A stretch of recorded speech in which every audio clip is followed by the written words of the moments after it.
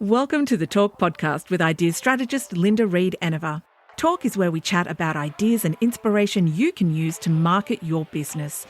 Get ready for practical tips you can implement today with your host, Linda Reed-Enever. Hi everyone, Linda Reed-Enever, and welcome back to the Talk podcast. Well, we are at that time of year where seasonal marketing comes to its forefront. We are heading into Christmas, we've got summer coming, we've got Australia Day, we've got back to school, and we've got a very big series of seasonal marketing opportunities. But seasonal marketing also pops up through other moments throughout the year. It pops up at Easter, it pops up at Mother's Day, Father's Day, all of those things from there. So how do we make the most out of seasonal marketing for our business? That's what we're going to tackle in today's episode of Talk. So seasonal marketing is a good opportunity to change things up a little. It's a good opportunity to tap into a trending topic, which we want to when we're doing our marketing. And it's a good opportunity to connect with our audience in relation to a season or a topic that they're passionate about, that they're connected with. So as we go through this and we explore the opportunities that you have with seasonal marketing, I want you to grab the calendar out. Now, if you've got a marketing planner, grab your marketing planner out and go through month by month and notice those key seasonal times where we're going to need to maybe adjust or add something to our marketing message.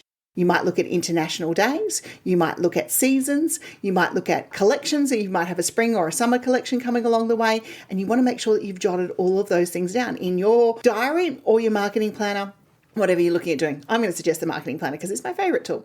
Okay, then from there, we want to start, planning backwards, okay? So if we're going to look at seasonal marketing, if we're looking at being in Christmas campaigns, well, we're in September right now. September is definitely the time you want to be ramping up any of your publicity or your PR campaigns for Christmas. It's also when you want to be thinking about, reminding people to shop and get things in early. You need to look at Christmas deadlines. So we need to start thinking about when all of those messages need to come in place.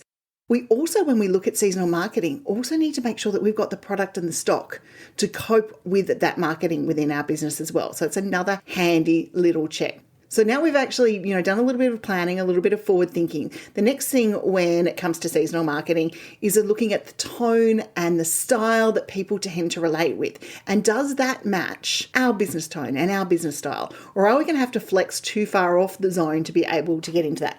And take, for example, Black Friday and Cyber Monday deals. Now, they're all about online shopping. They're all about, helping people get a good bargain and a good deal. But if you're going to run a bargain, is that going to devalue your brand down the track? You've got to look at that and go, is that going to work for me?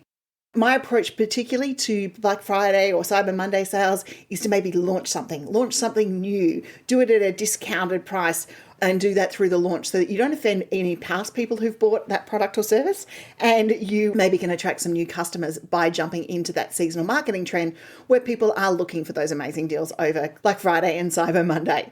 So the other thing that when we come into seasonal marketing is we have to have a look at the tone. And as I was saying, Black Friday and Cyber Monday were an example, but also your availability to be there if you're going to tap into seasonal marketing. So Christmas marketing is amazing. And if you want, summer holiday marketing is amazing. But if you're going to close your business down over the Christmas or summer holiday period, the last thing you want to be doing is ramping up your market, talking about that seasonal opportunity. But what you might do is if you're a accommodation provider or something, you might start marketing now in September and saying, book your summer holidays, make sure that you're not missing out this summer. And talk about forward planning. You might look at your New Year's resolution marketing plans if you're a productivity person.